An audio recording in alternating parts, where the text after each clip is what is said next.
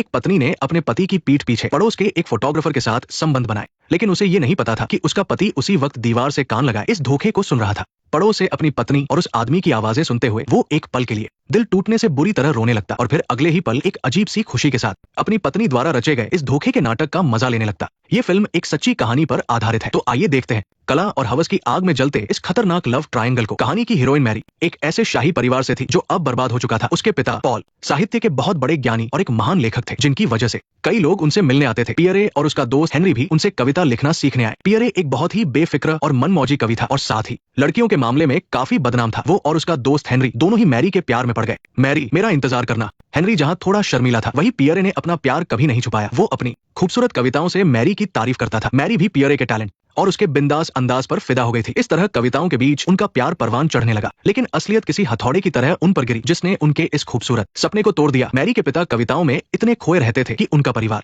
कर्ज में डूब चुका था। वहीं हेनरी एक अमीर परिवार से था। वो जानता था कि मैरी पियरे से प्यार करती है, लेकिन फिर भी उसने अपने पैसे और शांत स्वभाव का फायदा उठाते हुए अपने गुरु पॉल से मैरी का हाथ मांग लिया। भले ही मैरी किसी और से प्यार करती थी, लेकिन अपने पिता का भारी कर्ज चुकाने के लिए उसने इस शादी के लिए हाँ कर दी। जब पियरे को यह पता चला तो वो टूटे हुए दिल के साथ वहां से चला गया। मैरी की हेनरी से शादी तो हो गई, लेकिन उसका रिश्ता सिर्फ पैसों की जरूरत तक ही सीमित था। हेनरी के बोरिंग स्वभाव की वजह से मैरी को उसमें कोई दिलचस्पी नहीं थी। उसने कई बार हेनरी को तलाक देने का इशारा भी किया। फिर एक दिन हेनरी ने मैरी को बताया, एक अच्छी खबर दी कि पियरे वापस आ गया है और वो अपने साथ एक बहुत ही अलग और खूबसूरत डांसर जोहा को भी लाया है। अब उसका साहित्य से ध्यान हटकर फोटोग्राफी पर आ गया था। उसने पेरिस में अपना एक स्टूडियो खोला था। उसकी फोटोग्राफी में अमीर औरतों की खूबसूरती के साथ साथ मॉडर्न आर्ट भी झलकता था। मैरी को जब पियरे के वापस आने का पता चला तो वो खुद को रोक नहीं पाई। हालांकि अब मैरी की शादी हो चुकी थी, लेकिन जब वे सालों बाद मिले और उनकी नजरें टकराई तो बुझी हुई आग फिर से सुलग उठी। सालों से दबा हुआ प्यार किसी सैलाब की तरह उमड़ पड़ा। यहाँ तक कि शाम होने तक भी मैरी दिन में पियरे के साथ बिताए गए उन पलों को ही याद कर रही थी। उस दिन के बाद से मैरी का ध्यान हेनरी से पूरी तरह हट गया था। पियरे अपने रोमांटिक अंदाज से लगातार मैरी का दिल जीत रहा था। उसने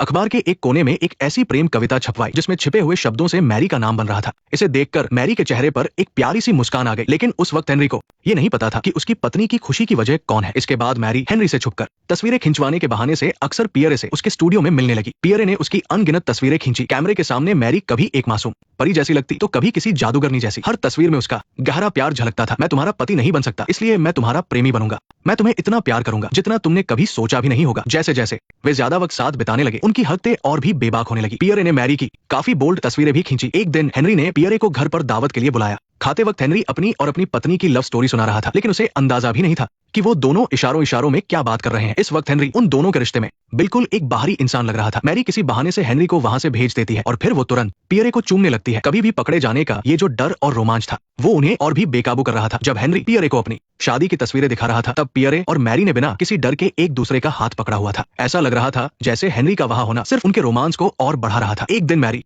रोज की तरह चुपचाप पियरे से मिलने गई। उनका रिश्ता अब हद से बाहर जा रहा था। पियरे ने कहा कि अगली बार वो एक और औरत को साथ लाना चाहता है, क्योंकि 3 लोगों के साथ और ज्यादा मजा आएगा। ये सुनकर मैरी को बहुत बुरा लगा। उसे लगा कि पियरे सिर्फ उसके साथ खेल रहा है, लेकिन पियरे ने कहा कि वो तो बस अपने जख्म भर रहा है। जवाब दो मुझे, क्या तुम्हारी कोई और भी प्रेमिका है? क्या तुम्हें लगता है कि मैं तुमसे कम प्यार करूंगा? बिल्कुल, मेरी और भी प्रेमिकाएं हैं, पर उससे क्या फर्क पड़ता है? मैं तुमसे प्यार करता हूं। अगर मेरी और भी प्रेमिकाएं हैं तो क्या मैं तुमसे और ज्यादा प्यार करूंगा? सिर्फ तुम ही मुझे खुश रख सकती हो। एक दिन मैरी फिर से पियरे से मिलने गई, लेकिन कई बार दरवाजा खटखटाने के बाद भी अंदर से कोई जवाब नहीं आया। इसलिए मैरी ने चाबी ली और खुद दरवाजा खोलकर अंदर चली गई। वो पियरे की हर चीज के बारे में जानने के लिए इतनी बेकरार थी कि उसने अलमारी में रखी चीजें खंगालनी शुरू कर दी। वो ये देखकर हैरान रह गई कि उसे वहां एक एल्बम मिली जिसमें दूसरी औरतों की बोल्ड तस्वीरें और लव लेटर थे। ये सब देखकर मैरी को कुछ समझ नहीं आया, लेकिन जब पियरे वापस आया तो उसने उससे कोई सवाल नहीं किया। पर मैरी को ये नहीं पता था कि जब भी वो पियरे के स्टूडियो से जाती थी, पियरे तुरंत ही अपनी अगली शिकार की तलाश में निकल जाता था। पियरे के लिए प्यार आजाद था, उस पर किसी एक का हक नहीं होना चाहिए, और वो इंसानी जिस्म की खूबसूरती को लेकर एकदम पागल था। बोल्ड तस्वीरें तो बस उसकी कला दिखाने का एक जरिया थी, जिसके जरिए वो अपने एहसास शेयर करता था। लेकिन मैरी ने गलती से उसे अपना सच्चा प्यार मान लिया था। एक पार्टी में उसने पियरे को जोहा के साथ बहुत करीब देखा तो उसे बहुत गुस्सा आया।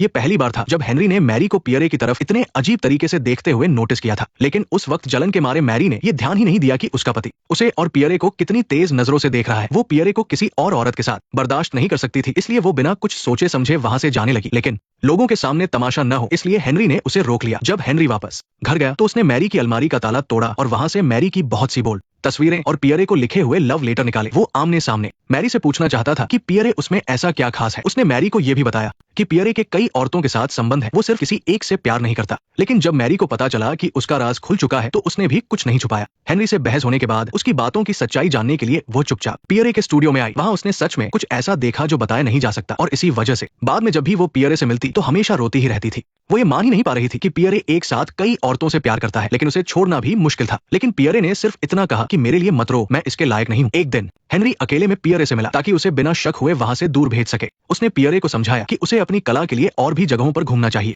ताकि वह और लोगों से मिल सके। और पियरे को हमेशा लगता था कि उसने जो भी किया वो कोई बहुत बड़ी बात नहीं थी, वो बस थोड़ा रोमांच ढूंढ रहा था। हेनरी की बातों को समझने के बाद पियरे ने कुछ समय के लिए वहां से जाने का फैसला किया। उसने एक बड़ी रकम जोहा को दी ताकि वो ये गलत रिश्ता खत्म कर सके। जब मैरी एक बार फिर पियरे से मिलने उसके घर गई तो वहां कोई नहीं था। वहां बस एक आखिरी खत रखा था जिसमें लिखा था, मैं अल्जीरिया में तुम्हारा इंतजार करूंगा, क्या तुम मेरा इंतजार करोगी? क्या तुम मुझे खत लिखोगी? जैसे ही पियरे उसकी जिंदगी से गया, मैरी को लगा जैसे उसके पैरों के नीचे से जमीन खिसक गई हो। एक ठंडे और गहरे अंधेरे ने उसे पूरी तरह से घेर लिया था। प्यार में मिले इस धोखे ने उसे अंदर से एक पत्थर की मूरत बना दिया था। इसके बाद मैरी बहुत बीमार पड़ गई। गनीमत थी कि उसकी बहन ने दिन रात उसकी देखभाल की, जिससे उसकी तबीयत धीरे धीरे ठीक होने लगी। एक दिन एंटीक शॉप में मैरी की मुलाकात पियरे के एक अच्छे दोस्त से हुई। शायद वो दोस्त मैरी को पसंद करने लगा था। मैरी ने भी जल्द ही उसके साथ रिश्ता बना लिया और खत लिखकर पियरे को ये सब बता दिया। उस आदमी के साथ रोमांस करते हुए उसे पियरे की बहुत याद आती थी, यहाँ तक कि उसने अपनी और उस आदमी की कुछ प्राइवेट तस्वीरें खींचकर पियरे को भेज दी। अनजाने में ही वो बिल्कुल पियरे जैसी बनती जा रही थी। लेकिन एक बात सच थी, पियरे अब भी उसका पहला और सच्चा प्यार था।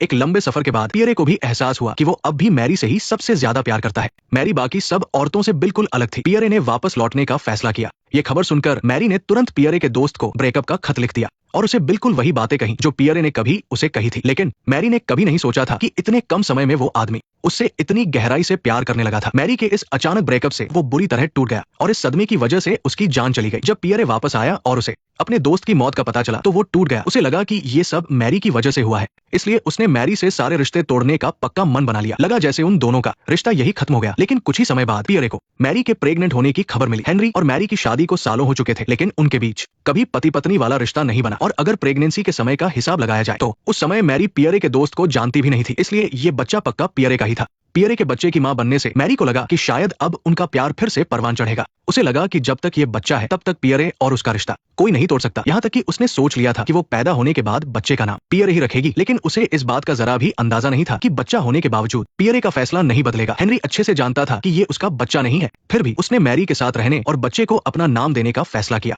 दूसरी तरफ पियरे बहुत ज्यादा गिल्ट में जी रहा था। आखिरकार एक दिन जब हेनरी मैरी को घुमाने ले गया तो अचानक उनका सामना पियरे से हो गया। अपने प्यार को फिर से सामने देखकर मैरी बहुत खुश हो गई और उसके चेहरे पर मुस्कान आ गई। वो सिर्फ पियरे को देखकर ही खुश होती थी। ये देखकर हेनरी ने जानबूझकर उन दोनों को अकेले में बात करने का मौका दिया। असल में ये मुलाकात भी हेनरी की एक योजना थी। वो अपनी पत्नी को रोज रोज उदास नहीं देख सकता था, इसलिए उसने धोखा सहना मंजूर किया ताकि मैरी अपनी जिंदगी में खुश रह सके। इसके बाद वो तीनों एक साथ चिड़ियाघर गए। मैरी बहुत समय से इतनी खुश नहीं दिखी थी। हेनरी ने उनके साथ घुलने मिलने की कोशिश की, लेकिन वो अलग ही महसूस कर रहा था। जब मैरी वहां नहीं थी तब हेनरी ने पियरे से पूछा, क्या तुम्हें लगता है कि मैं एक बेचारा धोखा खाया हुआ पति हूँ? लेकिन पियरे को लगा कि हेनरी अपनी दोस्ती और इज्जत के बीच फंस गया था, जिससे उसके पास कोई रास्ता नहीं बचा था। अगर हेनरी ने उन्हें मिलाने की कोशिश नहीं की होती तो पियरे और मैरी का रिश्ता कब का खत्म हो चुका होता। हेनरी ने एक लंबी सांस ली और कहा, पियरे, अब मुझे तुम पहले से ज्यादा अच्छे लगते हो। मैरी का वो रूप जो उसने पहले कभी नहीं देखा था, उसे महसूस करने के लिए पियरे हेनरी को एक होटल में ले गया। उसने अपने और मैरी के लिए एक कमरा लिया और हेनरी के लिए ठीक बगल वाला कमरा बुक किया ताकि वो दीवार से कान लगाकर मैरी और उसकी आवाजें सुन सके और अपनी पत्नी के दूसरे रूप को जान सके। इस पल में हेनरी को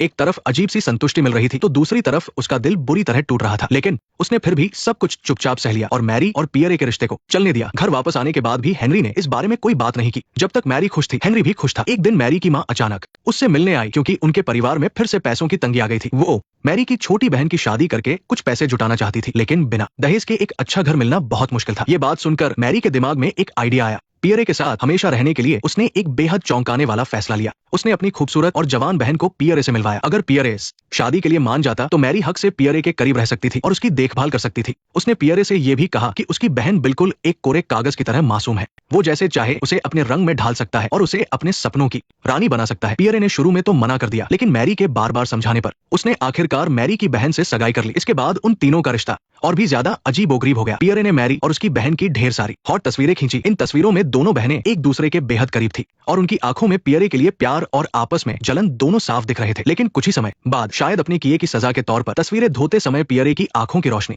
अचानक चली गई। एक फोटोग्राफर के लिए ये दुनिया की सबसे बड़ी सजा थी। वक्त के साथ साथ मैरी भी अब पहले जैसी प्यार में अंधी रहने वाली लड़की नहीं रही थी। उसने एक आदमी का नाम इस्तेमाल करके और पियरे से प्रेरणा लेकर एक बहुत ही मशहूर किताब लिखी, जिसका नाम था द पेरिस ओपेरा हाउस। पढ़ने वालों को लगा कि ये किताब किसी दाढ़ी वाले बूढ़े आदमी ने लिखी है, लेकिन किसी ने सपने में भी नहीं सोचा होगा कि इस किताब को एक इतनी जवान और खूबसूरत औरत ने लिखा है। ये फिल्म एक बहुत ही खूबसूरत पेंटिंग की तरह है, जो इंसान की फितरत और प्यार के अजीबोगरीब पहलुओं को सामने लाती है। फिल्म में दिखाया गया प्यार, चाहे वो मैरी का पियरे के लिए हो या हेनरी का मैरी के लिए, वो पूरी तरह से उलझनों और तकलीफों से भरा था। शुरुआत में मैरी और पियरे बिल्कुल सोलमेट्स जैसे थे, जो एक दूसरे को बेइंतहा चाहते थे, लेकिन परिवार के दबाव में आकर मैरी को हेनरी से शादी करनी पड़ी। इस वजह से जब मैरी और पियरे सालों बाद मिले तो उनका खोया हुआ प्यार और भी गहरा हो गया और उनकी लव स्टोरी फिर से शुरू हो गई। दूसरी ओर हेनरी को जब सच का पता चला तो वो खामोश रहा और उसकी इस खामोशी के पीछे मैरी के लिए उसका बेइंतहा और सच्चा प्यार छिपा था। वही पियरे एक तरफ मैरी के प्यार में डूबा था और दूसरी तरफ अपनी रंगीन मिजाजी के चलते और भी कई औरतों के साथ मजे ले रहा था। दर्शकों को सबसे बड़ा झटका तब लगता है जब मैरी पियरे के साथ रहने के लिए